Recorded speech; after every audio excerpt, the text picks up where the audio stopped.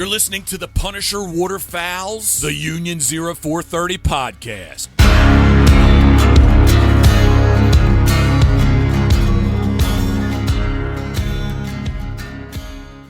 Hey everybody, welcome back to the Union 0430 episode 139, and it's been a while, but we got them back right after the Toronto Sportsmans Show, right when the hype is there.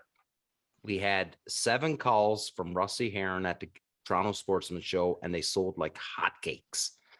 So we got Rusty Heron on tonight, and we pretty much got a full house except for Philly, who's down in the T-Dot, probably smacking around a crack dealer or something. I don't know, but he's probably policing and protecting us. Or donut, whichever. What is it? What do you think, Dave? What do you think, Dave? You know, he always gets a firefighter joke in when you're not here, man. So I'll wait till he's here. Oh, nice. You're not like that, eh? You're not behind the back type of dude. Either way, I'll tell you, NWA has my favorite song. Fuck the police. Mark's coming to us from Nova Scotia. Ryan's in Nova Scotia. Dave's up in Concordant. And Rusty is all the way in southwestern Ontario, near the United States border. And I'm just between Kingston and Napanee, Ontario. So, fellas, great to see you. Great to have you all back together. I wish Philly was here because I absolutely love when Rusty gives Philly the gears. It usually makes for a good show. But either way, Philly will make it up. We'll have to get Rusty on again. But I wanted to start off the show with, and I'm a little bit biased here, how successful the refuge was at the Toronto Sportsmans Show this past week. And Dave and I were there. And you know what? If there was any doubt that the community wanted something like this, I think we proved it this past weekend, Dave. Yeah, I think based on the feedback, it was people were very happy that there was a waterfowl presence there because they never had that before, other than maybe one booth here, one booth there, or like a turkey call making company that has a couple goose calls or something like that. Right. But there was never anything there for like waterfowlers to go, and like half the time they were just there just shooting the shit. So and even though he's gonna curse me out once this show is over, I will, on behalf of Dave and I, thank Rusty for the simple fact that nobody knows this, but I'll put it out there into the universe, because Rusty from the sidelines has been a great sounding board for both of us on this refuge idea. And he donated the 7 calls to us to sell for us to recover some costs in putting together the booth, the refuge, our hotels, meals, travel, and everything like that. So solid move on your part, Rusty. And we can't thank you enough, because just to let you know, you paid for our hotel rooms and a very, very good night of drinking, just to let you know. Do you know who Rusty is? I was thinking about this, and I was Santa Claus. No, I was going to say this at the very end. Like, he's like that cool older brother that you grow up with, like admiring all the time. Yeah. And you're like, fuck. And we're the nerdy siblings that like, we can't get girls, none of that shit. And then like in the movie, Rusty moves away to Vegas and becomes a male porn star, and he's got the greatest life ever. And then we're having a shit day, and he like comes back and brings us like whatever movie stardom shit happens. It's like, Rusty's the fucking older, awesome brother. That's who he is. Have you seen that movie, The Girl Next Door, with Alicia Cuthbert? Oh, fuck. I watch that all the time. Yeah, well, Rusty's that dude with Alicia Cuthbert. There's no way Dave doesn't have this written out and planned. There's no way he just pulled this out. Winged it. No chance. Oh, I think he went. I think this is straight from the heart, buddy. That was straight from the heart, man. You Amazon to teleprompter, be honest. Yeah. I that wasn't even the movie I was thinking of. I was thinking more of like a fucking Ryan Reynolds movie, and he's Ryan Reynolds, right? Oh, like fucking just. If you think for a second, even contemplate putting in a buy for the Ottawa Senators. Attaboy, Come go on Leafs, now. go. Come on. now. Yeah, my apologies. All right. Now No, listen, I don't like the thank yous and all that. You guys know that. That's not why I do it. You guys are like family. I love you. So I was glad to be a small part of it. That's the start and the end for me.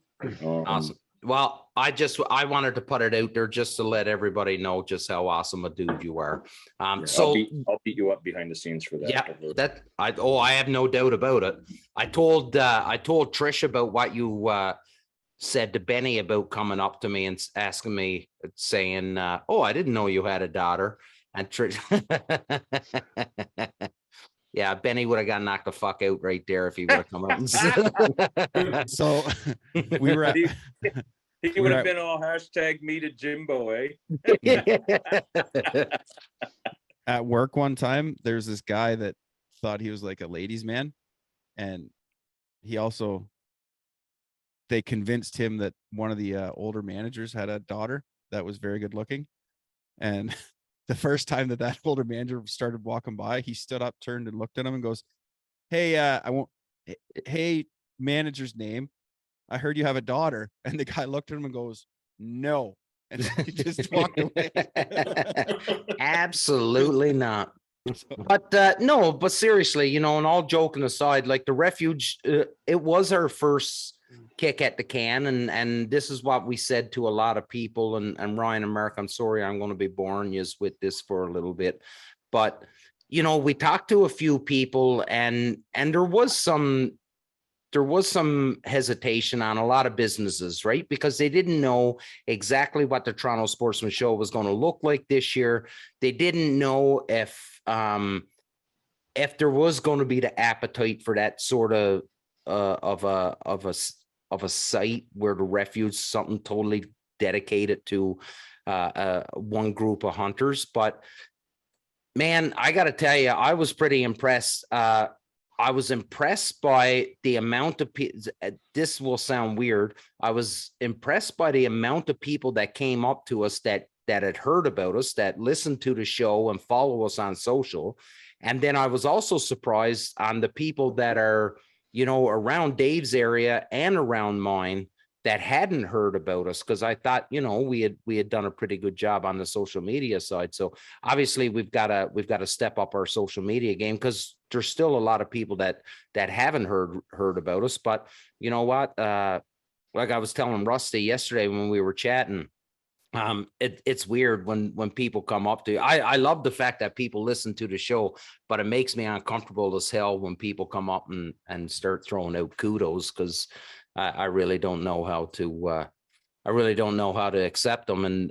But then telling the story about how this show came along, between the five of us, there's a lot of chuckles when I was telling the stories. I was like, man, we're scattered all over Canada. We just wanted to sit around and chat about hunting. And then they were like, really? That's all? I was like, that's all it was. We weren't even supposed to go past duck season.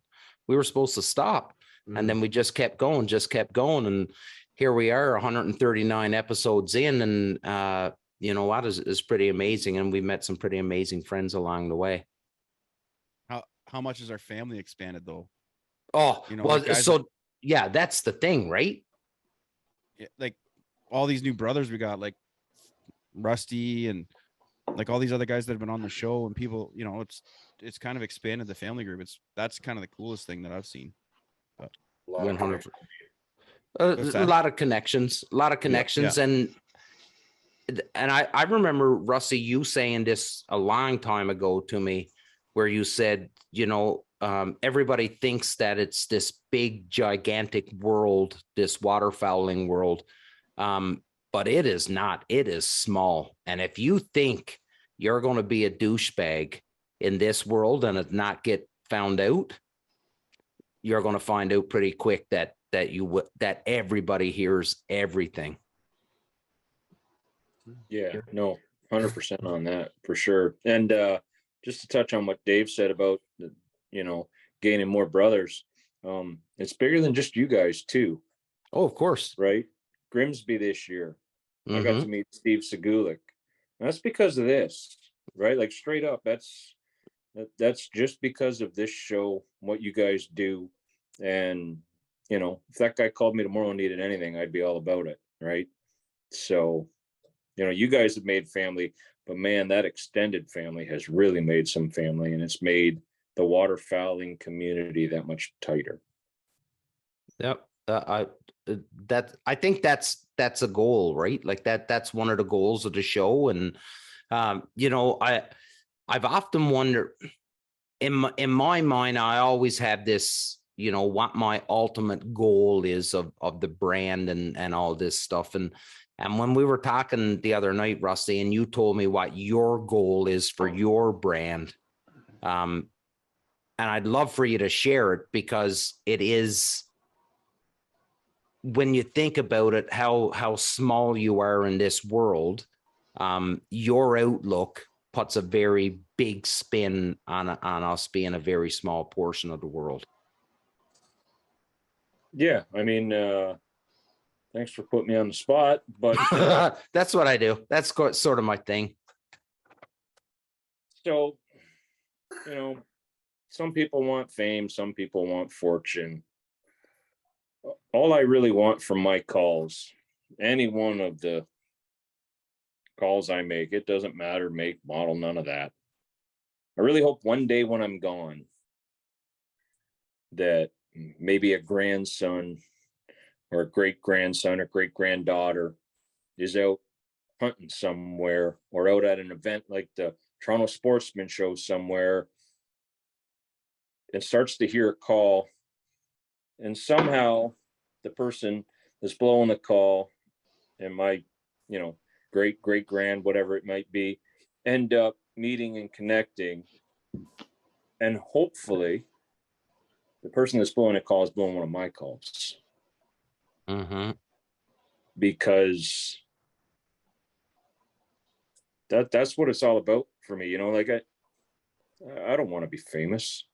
I don't want any of that. There's too many responsibilities that come with that I just know I can't live up to. But you know what? If one day, 15 years, 20 years after I'm gone, one of my family members, however far or distant they may or may not be, can run into somebody and they can talk about something that I had a big part of, hopefully it can put a smile on their face, right? Like, my dad was a carver, and I run into people every now and then that have one of his carvings. And as much as it sucks for me that he's no longer here, that is the biggest lifter Mm-hmm. of the human spirit that you can get, in my opinion, for me, right? And everybody's different.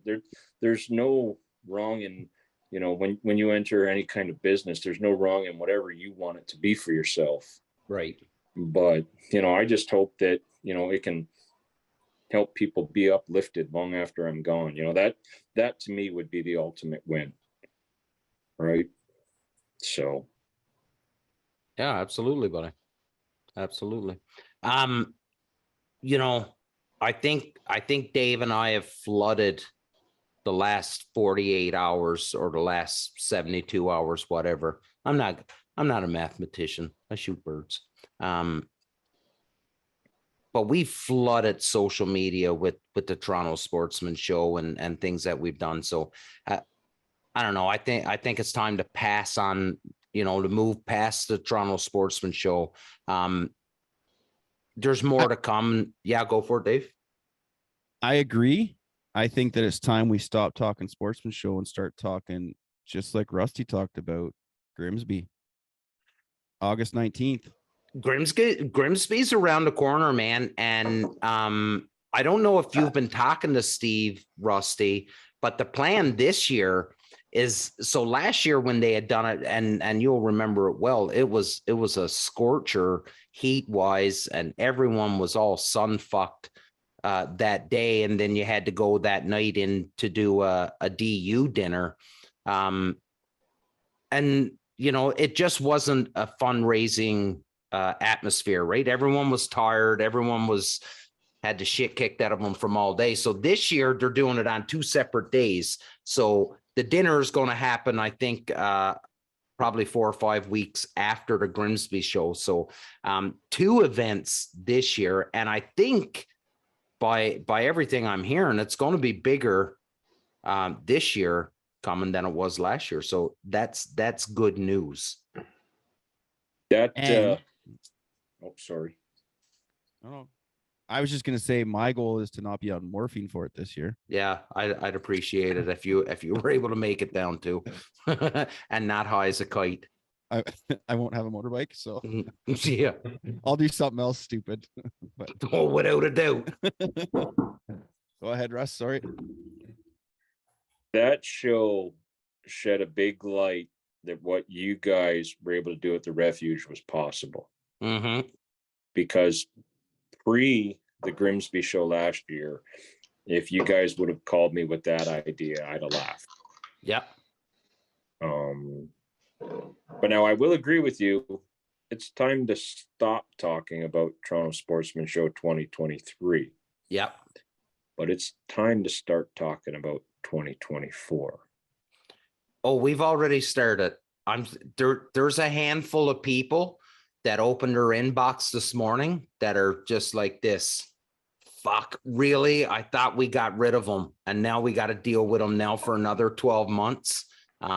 So yeah, but the Grimsby thing, Russ, and you touched on a real good point, because to the best of my knowledge, nobody had really tried to do anything like Grimsby, where it was just strictly a waterfowl. Like I remember Steve Ellamy doing a thing up in the Tweed area before, but that was an all-encompassing show with a little bit of everything into it, sort of like a mini Toronto Sportsman Show, right? But Steve and them, it was a fundraiser for DU, very waterfowl centric with the calling competition attached to it. And they pulled it off, and it was a success. No matter how you look at it, it was a success. And yeah, kind of paved the way for Dave and I to come up with this idea that we had for the Toronto Sportsman Show. So, and I remember you telling me that it was the best you've ever done at a Canadian show. Oh, it's not even close. Yeah, that's how much it was the best. Like, and take the sales right out of it. Because at the end of the day, they're honestly not that important. The amount of people that came through such a, and when I say small area, I'm just talking the Grimsby area, like it definitely seemed small and remote to me. And I'm not saying there's not quite a few million people in the surrounding area within a couple hours, but it was a fairly warm day outside.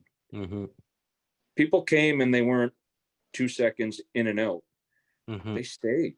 Hung around, yeah. They really encompassed everything the event had to offer. And I wasn't expecting that. I've been to so many shows, especially since the internet has really become a thing, because I can remember shows before the internet when people used to have to use paper maps to get everywhere, when shows would just be inundated with people because that was the only way you could see the latest and greatest. But in today's day and age, where everybody can just get behind a computer and with a couple clicks of the mouse, they're listening to the brand new whatever game call, they're looking at the latest and greatest decoys on the market.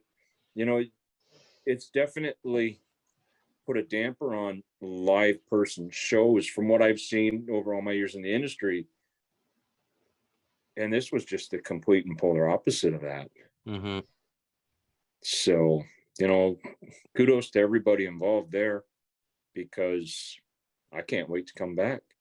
I can't wait to come talk to people, share my passion with people, and, hopefully meet some new friends, brothers and sisters. But so, it shows the swing that we're making, right? Like Ryan, you and Merck, you guys bounced around and tramped around the Ottawa Valley and hunted a lot for 4 or 5 years. And you guys were very active within the Ontario waterfowl scene. And I can remember a time when it seemed like the waterfowling community in Ontario was not even remotely close to being tight. And I still think we've got a ways to go, but for you guys, when you were watching things and watching how things unfolded, and now you hear us talk about the Grimsby event and the Toronto Sportsman Show. Like, how does that differ from what your thoughts were, 4 years ago when you guys were beating around here? I remember going to like DU or Delta events, and you would go with like the group of guys you associated with and hunted with. Yeah. And there'd be other groups of dudes and dudettes from other areas. And it was like being like biker week, and we were like rival bike gangs. Like there was like, yeah, there was like this animosity. You don't even know these people. Like that somebody over the other table could be a paramedic that could save your life. You didn't care because you were like, that guy shot more greenheads than me this year. Like, you just don't give a shit. Like, it's just it was so dumb. It's so weird. And I grew up in Nova Scotia, so the waterfowling community here is tiny, and there's not a lot of waterfowlers, period. So there's not much competition. But Ontario is, from like Ottawa south, is extremely competitive, especially where Rusty is. So it's like there is this competitive nature to it, and you have to. I don't know. I've never experienced anything like it, whether it's out east or out west. Ontario is its own thing. Beast. But but I'm glad to hear it's getting better. So I think there's still some work to do, but I think we're taking a step forward. Mark, what are your thoughts? When we got going in the Ottawa Valley area, it was just kind of like the tip of the iceberg. It was the venturing outside, the going down to Kingston, going to different places that really, really, for me, opened up the community. I mean, if you stay in your own area and go to your own dinners, it's great. You're supporting that. But I think when you step outside and go to these different areas, you meet a lot more people. Yeah, good point. And it was, especially towards the end before I left Ontario. I mean, I wasn't even hunting very much, but yet I still was meeting more and more people. Right? It was great. I loved it. It was a good area. I mean, super competitive. Like, I don't know if I'll ever come. Maryland might have been a bit more competitive than Southern Ontario, but look at the size of it, right? Yeah. But it was super competitive in that area for hunting in different areas. But still, if you step outside the competitiveness of trying to find places to hunt and secure fields and stuff, the community seemed to be, at the end, for me, was great. I love meeting new people, and then getting involved with you, Damien, and all the stuff we've been doing since God knows when now. That's made it even better. So, speaking of like competitiveness, like I may have told the story on here before, but I'm gonna tell it again.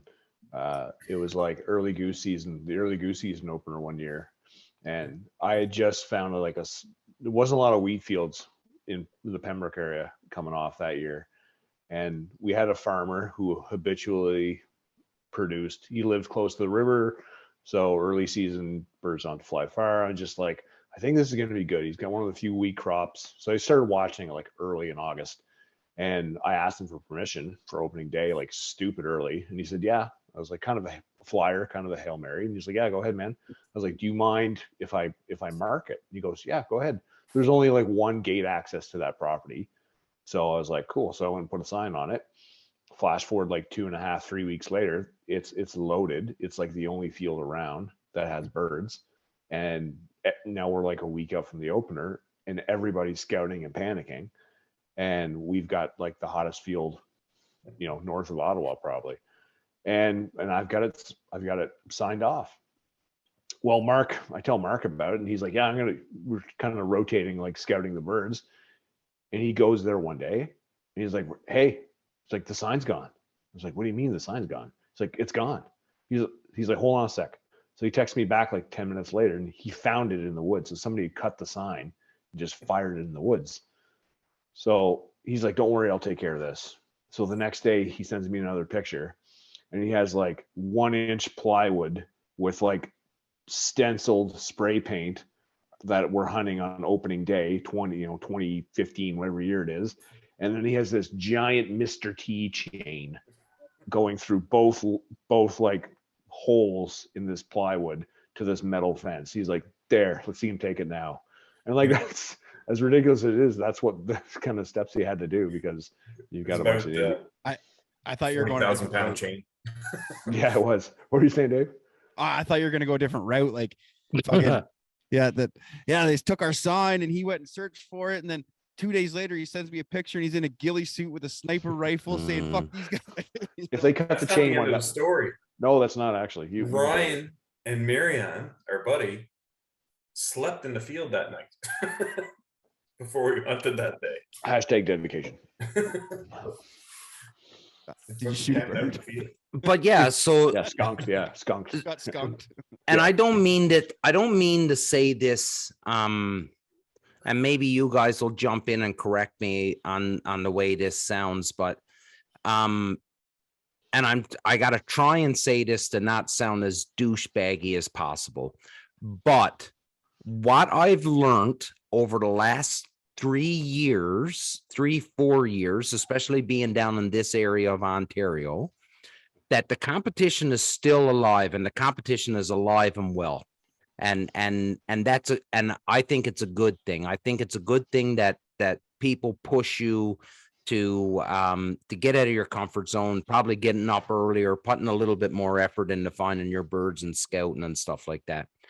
But what I found is that the most hardcore hunters are often the most willing to accept somebody else into their fold. Does that make sense by me saying that? No, it doesn't make sense, Rusty. Okay, so what I mean is that the person that is just a straight up killer that just, does it right, scouts hard, finds the property, is a straight up killer, is more welcoming than the people that are pretending to be killers, that pretend to put in all this work. If you show a genuine work ethic and interest into doing your hunting the right way, chances are you'll get more open arms into joining other people. I guess that's what I'm trying to say. And that may not have come across properly either. No, Rusty's still shaking his head. Either way, I'm going to go smoke some dope and you guys can keep talking. Hey, it's just a Southwestern Ontario thing, Damien, that the bigger killer you become down in these parts, the less friends you have, because every friend you had is going to sell you out for one of your spots. And, you can lease this field for 1,000 and somebody he knows is going to come offer the farmer 3. But fair. The guy that offers the farmer 3, one of his buddies is going to turn around and offer 5. Like it turns into a measuring contest. So the best killers I know, their group of friends that they hunt with, is usually less than 5 fingers deep. Yeah. Oh, it's awesome. I can see both sides of it. It's just when I meet people now, I tend to find the pretenders are the ones that are ignorant. The ones that do it, they're the ones that are more open to meeting and chatting and discussing things. So, but and every area is different, right? Like you look up where Dave is. Like Dave don't have a ton of waterfowl hunters up there where he is because there's no waterfowl. Well, you've got geese. But then you look down where Ryan, like there's nobody. There's nobody down where Ryan is. No, there's lots. There's lots. Don't come here. There's tons of waterfowlers. Yeah, but we never talk about where you are for that reason. We never say where you are, Ryan, for that very reason. The internet's easy. Ryan has a friend named Mark with a ghillie suit. And he's a good shot. There's tons of waterfowlers, but there's only mergansers to hunt. So okay. Chances of getting that bad. I wanted to segue here. We were talking about how the Grimsby, because of Grimsby, Rusty was able to see that something like the Sportsman Show was working, right? Right. I'd also like to bring out that because of what has been going on in the world the last few years, we've been seeing a lot of different ways for competitions to occur, like the call nut shootout and various call making competitions and stuff. And since we have Rusty on, I really wanted to pick his brain on those because I think that this is great. That like this call maker shootout that's going on right now, it's amazing. Like I love watching and seeing it and seeing what they come up with, because I'm like, you guys are making a call in an hour. Like, how is this even possible? And it sounds good too. And they look great. Yeah, like look great, sound great. I love the promo shots for the matchup. Yeah, right. Those are great. Those I'm like, is there a pay-per-view for this? This looks legit. It's like you need that Bruce Sunday. You need you need that voice behind there. Shout out to Greg Taylor and Riley. Yeah. Throwing it. Yeah.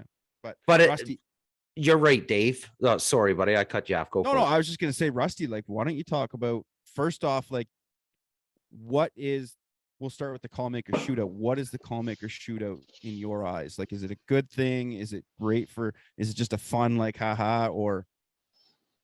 So for me, the call maker shootout, me personally as a call maker, it is 100% a haha. Like, not even, I don't take it serious. Behind the scenes, the amount of trash talking that goes on between call maker to call maker, and I'm probably the root cause of the majority of it. I'm pretty sure. I'm pretty sure we can all hang our hat on that one. He's the shit disturber of call nuts. But it's absolutely epic.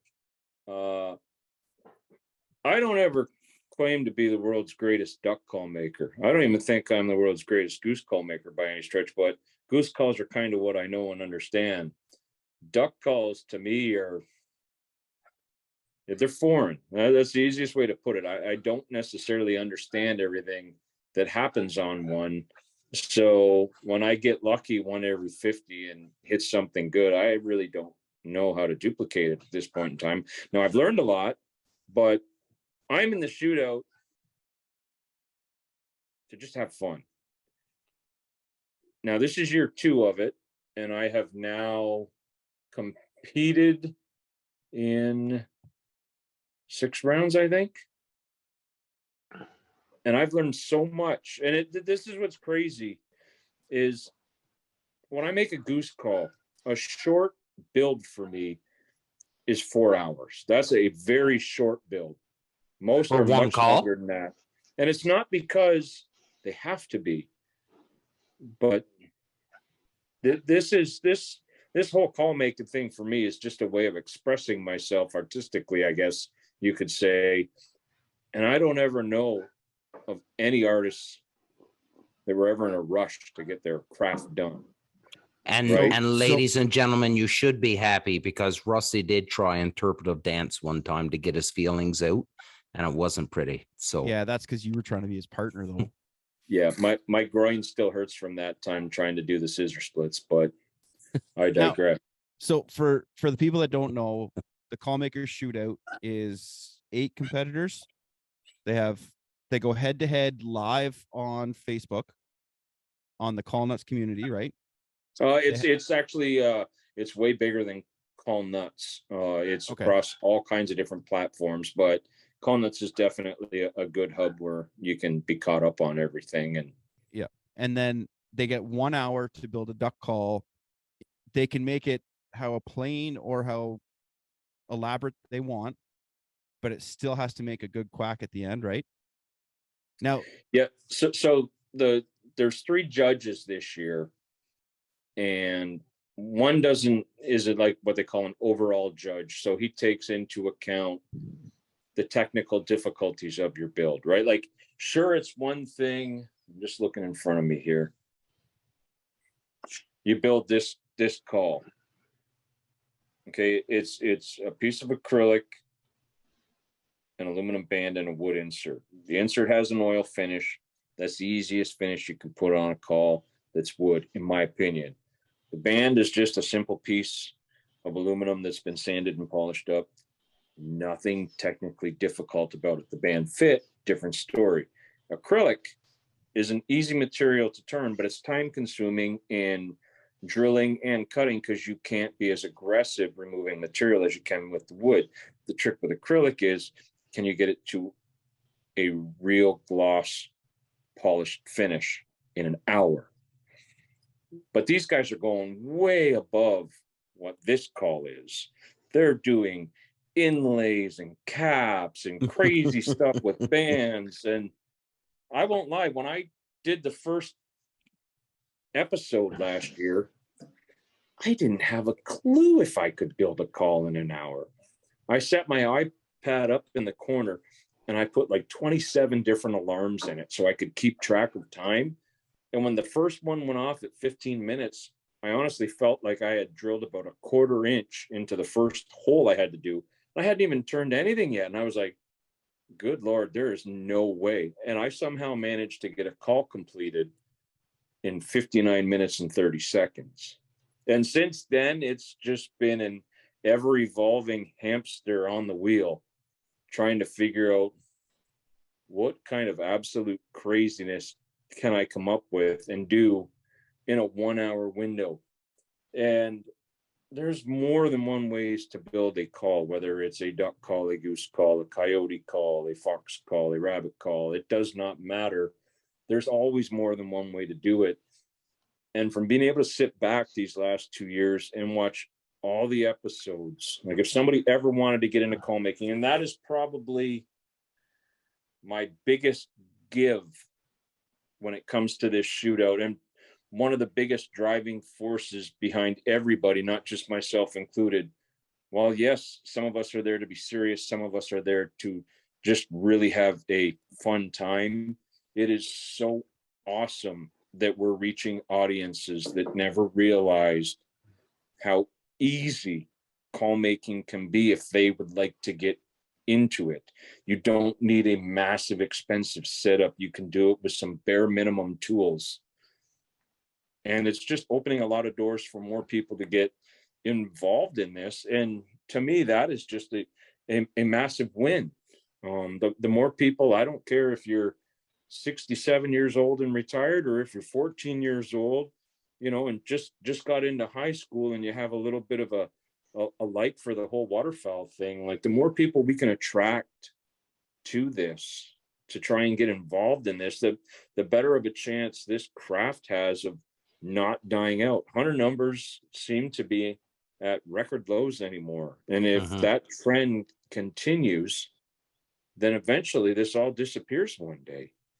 So the more people we can invigorate to maybe, hey, you know what? You don't have to be the next Tim Grounds, the next Butch Richenbach RNT calls, right? You can just be little Jimmy John over in the corner in, the middle of nowhere, Nova Scotia. That's a shot at you, Ryan. Remember that? It's not a shot. It's just, in today's day and age, you can connect with people all across the world, whether it's for learning, for advice, for mentorship, whatever it may be. Like, no, I know it wasn't a shot. It was a couple of episodes I had asked Ryan. I was like, why hasn't Ryan? Because he knows calls, right? He knows how they work and knows the details of them. And I asked him, I posed a question to him a couple of weeks ago when it was just him and I on the show. I said, why haven't you gotten into, trying your hand at it to see if you, if it was something you'd be into. So that's what I meant by it. I sent Ryan my 4 calls and he tried them out. They were good. They were really good. So I'm going to parlay this into something bigger. Yeah. Seeing as how you don't claim to know much about all that stuff, Damien, what's holding you up? He's actually diving into something else right now. No, I don't want no excuses. Yeah. He sent me pictures. He's transitioning. No, but so Rusty, just going on your thought process there. So we've all seen on social media, that 14-year-old kid jump on and show a picture of a bird he shot, and just wondering what this is, and see a pile of people jump onto him and just absolutely murder this fucking kid. But yet in the call community, and I'm not into call nuts as much as what you guys are, but I do follow it as much as I can. But the atmosphere within call nuts is very welcoming to teach and to pass on words of wisdom and little tips and tricks. Would you not agree? It's inclusive. It's inclusive. Very well done. I would agree to an extent. Yeah. Not everybody is on board. Okay. With that, there are quite a few that are totally against the grain on that. Okay.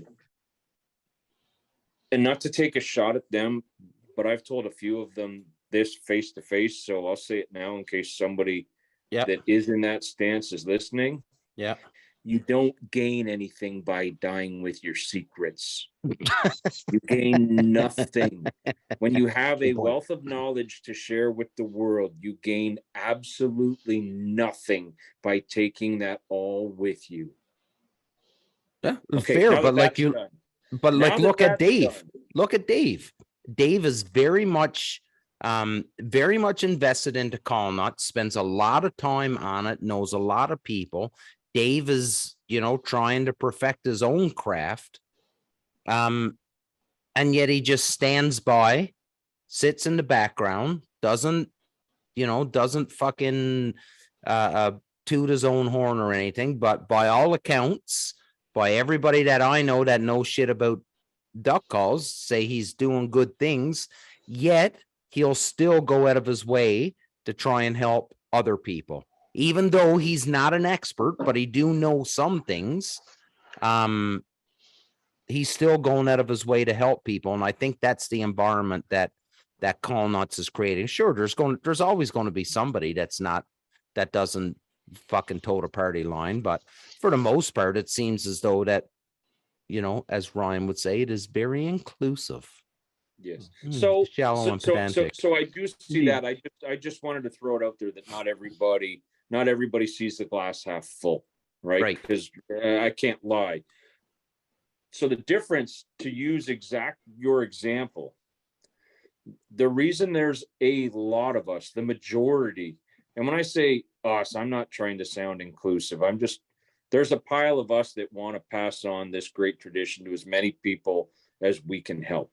Yep. Because I don't ever view competition as a bad thing, no matter what you're doing in life. Competition is a good thing. It makes you do better on your own with your own. So the difference between a 14-year-old kid that goes and shoots and kills something and posts a picture up and says, "What is this?" versus a 14-year-old kid trying to build something that asks for help. There's a 14-year-old kid that pulled the trigger, didn't know what he was shooting at, and he never bothered to ask for help first. He waited until he made the mistake before asking. So the majority of us on Call Nuts, the second we see any youngster wanting to get involved in this sport, we don't want those mistakes. I don't want, because as much as I can make in the Call Maker shootout, I can make it look simple and easy to grab a piece of wood and turn it on a lathe real quick and get down to a shape, and a at least a half decent finish real quick. You know what? It's really easy for a little kid to get a little too ambitious and take one pass where he's trying to remove too much material. Everything goes snap, boom, bang. He gets splinters. He's bleeding, and then he never wants to turn a call again. Or even more importantly, and Dave, I guarantee you know this, making a duck call that's even remotely close enough to being something you could take hunting with any kind of confidence is not an easy thing. There are so many variables that if you don't hit on all of them, you're never making anything more than a piece of turned wood, because it won't make any sound that's even close. You know what? The last thing I want is a kid, a senior, anybody that has interest in this to go, "Oh my goodness, wow, look at this. I just spent 15 hours doing this. And now I'm going to, I quit. I don't ever want that to happen. Yeah. So if I can help somebody so that they never even have that train of thought to quit, then as far as I'm concerned, we're all making the world a better place that way. See, I'm stuck on the part where I can't make a repeatable, same sounding, same blowing feeling call. And like, I haven't been turning since June because I'm an idiot, but I don't remember, but Evil Knievel. yeah. So, but the thing is that I can turn 50 staircase railings and make them all look like a bunch of duck calls put together. But it's getting that tone board is it's a musical instrument, and the type of wood, the sandpaper, like everything affects everything. And it's just once you get down to it, it's one of those things that you get into it and you keep getting into it. And then finally you're like, man, I got far enough now with enough, like Rusty, you helped me a few times, and Ryan Douglas and a bunch of other people have all helped me through this. And I'm now at the point where it's like, well, I've got far enough that I'm not going to give up on all that other stuff that I've learned. I've got to kind of tweak and figure this out. So I think the helping to get the person to that point is what I like seeing myself, right? They're not going to give you the trade secret, like, oh, well, you put a 20-degree angle on this board here, blah, blah, blah. Like, they're going to get you to the point where you can turn a decent looking call and you can make a quack. Now it's up to you to kind of figure the fun stuff out, right? That's how I see it. And this is me, but like for you, Dave, so let's say, you get that help, you get the shape that you want, all that stuff, but then the tone board, that's distinctively yours, right? Like that's you, that's just nothing but trial and error before you get that point, and no one can take that away from. That's your tone board, right? No. No. I'm not being like, there's people that use like a public jig. Yep. The same public jig, right? Right. But I think there's some like trending hashtag, something about flat jigs or something. I don't know. I can't remember what the hashtag is, but Rusty might know it. Hashtag flat jig and find out. Flat jig and find out. Because if you use a public jig, and I might know the creator of that hashtag, if you use a public jig, it already has the radius here, and this is terrible, you probably can't see it, but there's a curved radius here, and it already has that built in. So if you ever buy a public jig and want to turn calls, which if you're just starting, there's nothing wrong with having that success rate at the beginning. The ancient secret to a public jig is learning proper drill depth. Because if your drill depth isn't far enough, it won't do this. If it's too far, it won't have any hold, which is all your squealy stuff on the back. So a public jig can be a great learning tool. The reason I'm trying to make the hashtag flat jig and find out so popular is I've had lots of help building a duck call that I really still don't understand what I'm doing with over the years. I've had like 8 or 9 calls now that I've cut off a flat jig. And what a flat jig does is it doesn't put a profile into the tone board. I've learned more off of those calls than everything combined. And the beautiful part about a flat jig is it just draws you in to keep learning and learning and learning. Instead of, oh, I've got a shape, I'm going to get a jig made, which I've done. I've gone down that rabbit hole. And you know what? Then you just start cutting tone boards off of that and you don't learn. And so it's like, if you only did your multiplication tables up to 5, you'd never know that 7 times 7 is 49. Because you'd just stop at 5 and say that's good enough. Well, I want to know that 8 times 8 is 64 and that 9 times 9 is 81 and I don't know 15 times 15 because I'm just too old and I got a calculator. But the point of it is, if you sit there with a flat jig and mess around a bunch and can stay positive minded, man, the sky's the limit on how much you can learn on every single piece of wood you do on it, or acrylic or whatever. And it's just, people get, oh, this is the best call I can make. No, it's not. That's the best call you've made to date. Yeah. Right. I think we're all capable of so much more on every aspect of life. And it's not that your best call might not be the greatest thing since sliced bread, because it very well could be. But I couldn't imagine, as someone that's really into loving call making, hitting a standstill point. I constantly want to evolve. And it's not even about, my call's better than Damien. My call can be dead last as long as I'm learning and having fun. That is, all the rest of the stuff's irrelevant. You should have heard the shit I was saying about your calls down there in Toronto. Holy fuck, you're a rock star. Sorry, Dave. No, the best piece of advice I ever had when it came to competition was, yeah, you came last place, but look at the other 9 billion people in the world that didn't participate. Yeah. Anybody that's at a competition, it doesn't matter what the event might be. Anybody that's in the stands watching wishes they could be you, whether you're first or you're last. For one reason or another, they can't be. And that's okay. There's nothing wrong with that. Man, I love watching racing. I can't be a race car driver. You got to be the Eddie Right? the Eagle of call making. The Eddie the Eagle of call making. So on the racing point, you should have seen Benny, Craig Mintz, and Benny's buddy, because I thought they were all going to get into a big French kissing contest there at one point. They were all like, the three of them went off to the side, and they were all, remember that, Dave? They were all off to the side, and they were just like losing their mind. Anyways, it was funny. I will say Craig's got one thing right. Oh, yeah. I know it's coming. Yeah.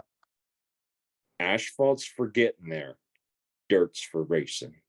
That's all I got to say about that. He's got it right. So, but yeah, people just need to keep all that kind of stuff in mind, in my opinion. Like Craig won't go race with a 1983 motor in a sprint car because the best in 1983 is dead last now. That's right. But the best this year probably won't be the best next year because technology just keeps evolving, right? It's, I go back to being in high school and watching people carry a briefcase around that they call the cell phone. Now look at them. Right? Fair. So just keep evolving and have fun with it, right? Like this was a very touchy-feely, emotional episode, I feel. Inclusive. Shallow and pedantic. Indeed. Indubitably. All coming from our older brother, the step porn star. Yeah, that's right. Yeah, that's right. And it's all good stuff, and it really is there. I'm a big fan of including people. I'm a big fan of teaching and not being a absolute douchebag to people. I am a big fan of that. But there's a time and a place when you have to be an asshole too. And I'm a fan of being an asshole too. So sometimes truth hurts. Yeah, and you're right. So we had there was 3 gentlemen come by our booth the other day at the show. Sorry, I keep going back to the Toronto Sportsmans Show. And I thought we were past that. Yeah, I know, but I was hoping this episode would get him there. Yeah, but I'm going to go back to it for a second too. But go ahead, Dave. So these 3 older gentlemen, right in their 60s, and they're there and they're walking around and chatting. So they started asking me about Punisher waterfowl and stuff like this, and I'm giving them the spiel right on who we are and everything. I said, listen, are you guys on YouTube? And the 3 of them are like, oh yeah, of course we're on YouTube all the time. We watch a lot of videos. I said, well, listen, go search us on YouTube and watch our show. I said, and then shoot me a message and let me know what you think. Now, if you don't like it, feel free to tell me. You're not going to hurt my feelings. And I said, we're in a society now where people can't be honest anymore because everyone's afraid of hurting somebody's feelings or fucking going and someone getting whatever, you know what I mean? And one of the older gentlemen said, yeah, you know what? You're absolutely right. We can't say the truth anymore. And I'm like, well, you can with me, because trust me, you're not going to hurt my feelings unless you come on and start making fun of the way I talk and stuff like that and being insulting or ignorant, then that's probably going to hurt my feelings. But if it's a constructive criticism and you're just, it's not for me because of this, and this, I got no problem with it. And I think that's what we need. So there's a time to be inclusive and there's a time to be truthful as well. Dave? No, I was just going to say the last point for me for the Sportsman Show is having someone like Rusty around at all times, and whether it's Rusty or whoever it is, but the amount of youth that came up and said, hey, I'm having troubles blowing a duck call, or I'm having troubles blowing a goose call. And they're like sponges, man. But like, we could have sat there and done seminars and it would have filled every day with kids learning to call. And it's there was a lot of interest from the kids just to sit down, eh? Yeah, it was pretty, and they sat there and listened, and kudos to the parents for sitting with them and letting them go through it. And then the mom understanding, like, shit, when we get home, he's going to be blowing a goose call all day. Like, but that's the big thing that I'm seeing now is you're getting, and they're not afraid to ask for help, which is, I was happy to see that. Remember that kid, Mark, last year, Von Lloyd, he won the Real Geese Decoys, young fella, and we got him run a call. He came and you by, guys gave him a t-shirt that was like 4 sizes too big. Well, he had shoulders on him like a brook trout last year too. So, fucker's been hitting the steroids now. Yeah, he's been growing into it. But the last episode we done with Craig Mintz, and Craig at the end of the show had said, you know, anybody that comes to the show and says that you listen to the Union 0430 before the Toronto Sportsmans Show, come up and I'll put together a package for you. To the best of my knowledge, that kid was the only kid that went up to Craig Mintz and said that, and he walked out like a fucking bandit. Craig Mintz loaded that kid up with so much shit to walk out the door with. And he had it all written down. He was like, at this point, you said this, and then you were talking about, like, he had all these notes of the show just to show Mintz that he had indeed listened to it, and he had all these points down, and then fucking Mintz just loaded him up with shit, and this kid walks off. And you know what? It really was good to see. It was nice to see Dave sitting over in the corner with a 9-year-old kid who wanted to learn how to blow a goose call. And you're right, Dave, when you said they were sponges, because had it been an adult, you would have spent twice as much time to try and get them to make that note as you did with a little kid, because they were just like that, picked it up quick, very quick. The coolest thing was, when it comes to blowing a goose call, the biggest thing I remember is when Rusty's like, you got to start slow and work your way up. Do one note, learn that note, do 5 different tones, learn them, and then do 5, and then make it go up and down. And I was like, well, yeah, whatever. And then that's how I learned how. And then this guy was there and he's like, I can't get it. I'm like, okay, show me what you're doing.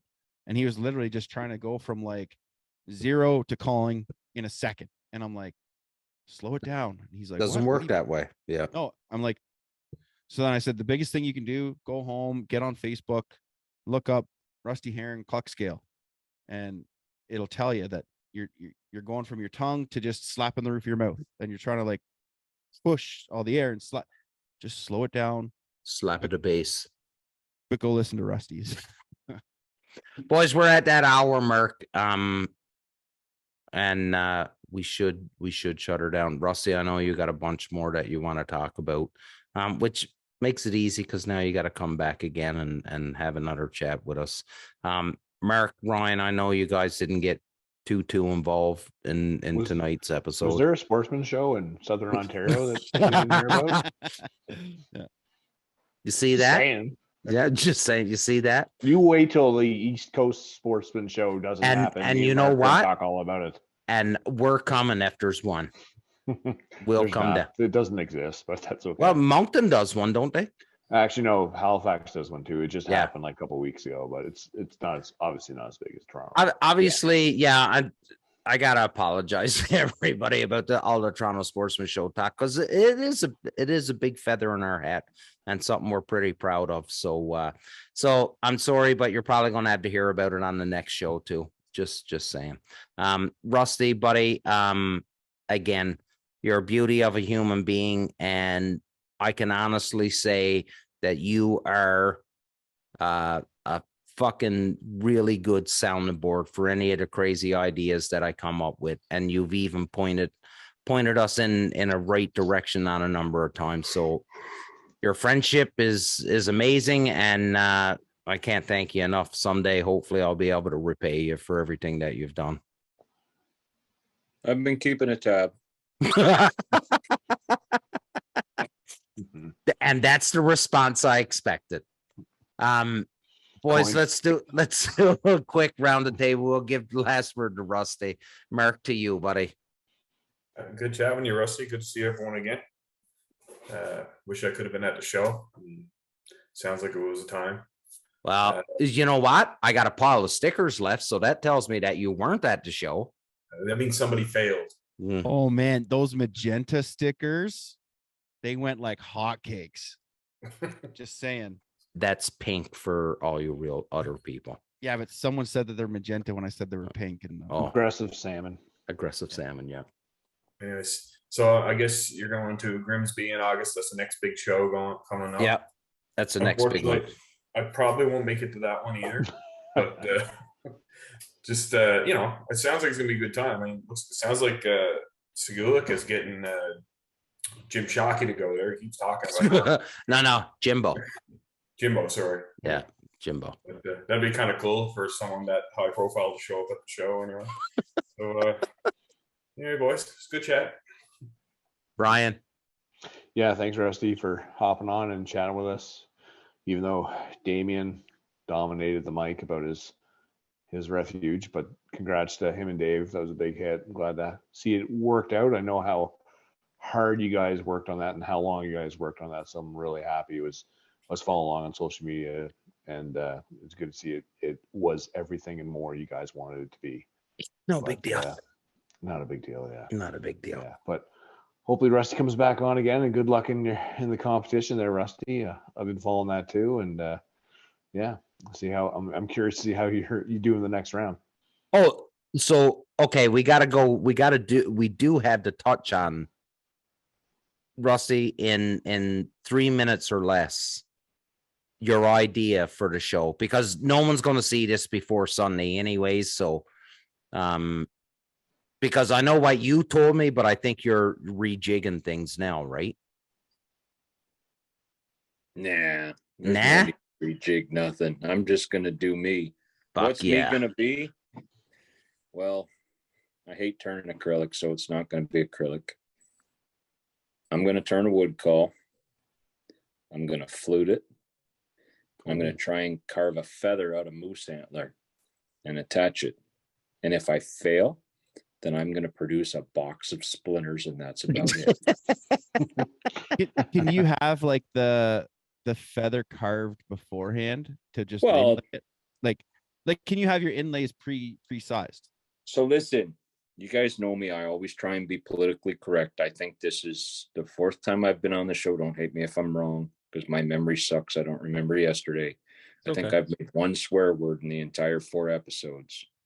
So if you want to be a chicken shit and prep all your stuff, they've made deals where you can make arrangements with the other call maker you're going against to get as much stuff ready as you need to. I ain't scared of nothing. I might fail. I might fail like an absolute madman. But aside from having a band potentially, because I might even get a little creative there. Aside from that, we are going start to finish in 1 hour. That's insane. We're going for all the guts, all the glory.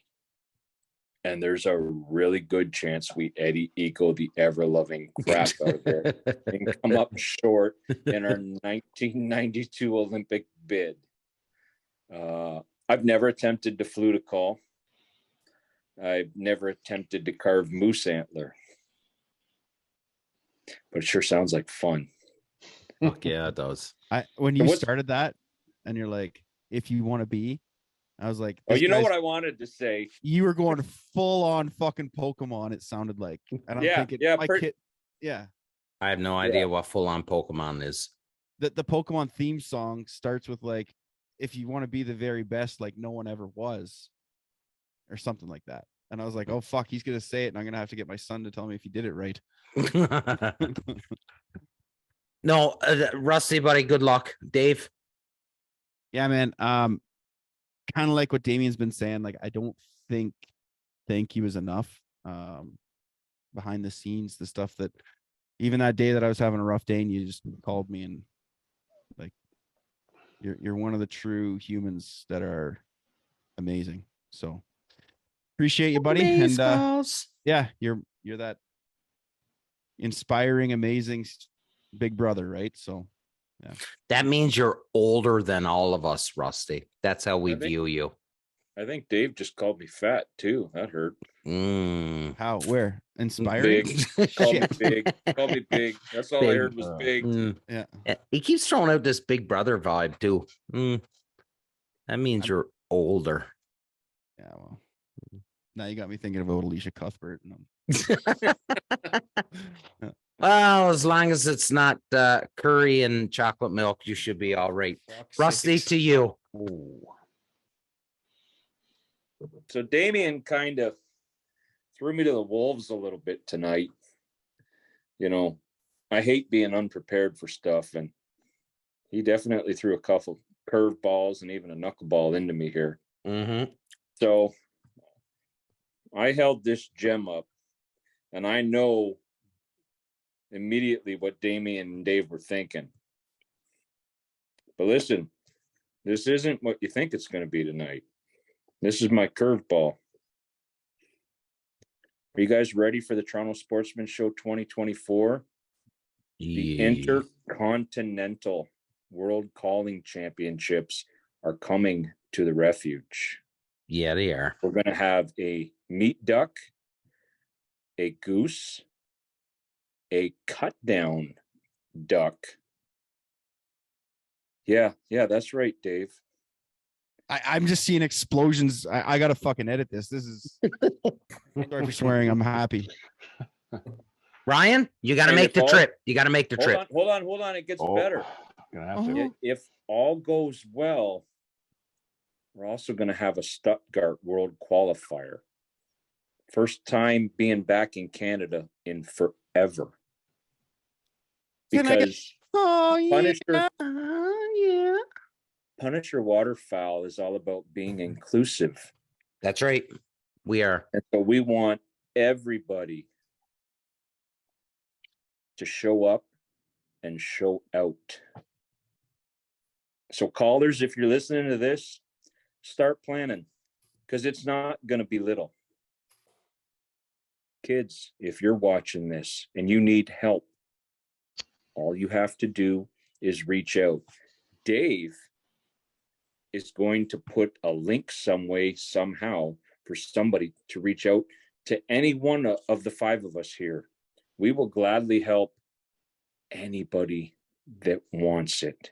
Doesn't matter if it's calling, call making, hunting. I think about the best thing that I get to take away from the Toronto Sportsmans Show 2023 is just how invigorated you guys all made everybody there, and how inviting you were to everybody, especially to the youth. And kids, if you're watching, doesn't matter what you hunt with, doesn't matter if you have the latest and greatest or great grandpa's hand-me-downs. All that matters is that you're hunting.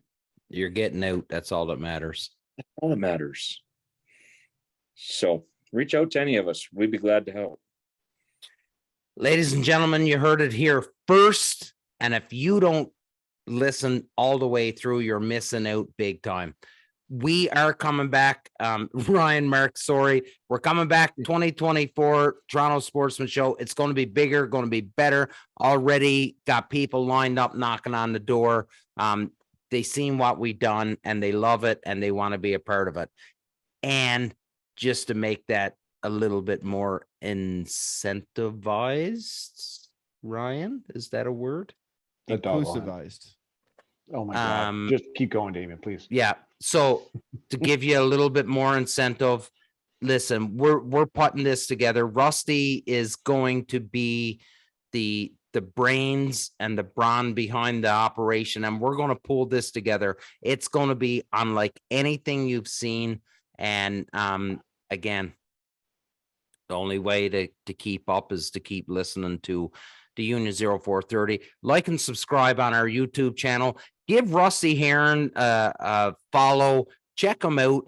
Listen, get on the call nuts, and it's pretty funny because you can be commenting as the competition is going on, and you can throw some pretty good remarks out at the boys, and they're usually reading along as much as they can. So get in on call nuts, watch this, check it out. Everybody, I could keep going on, but big love until next time.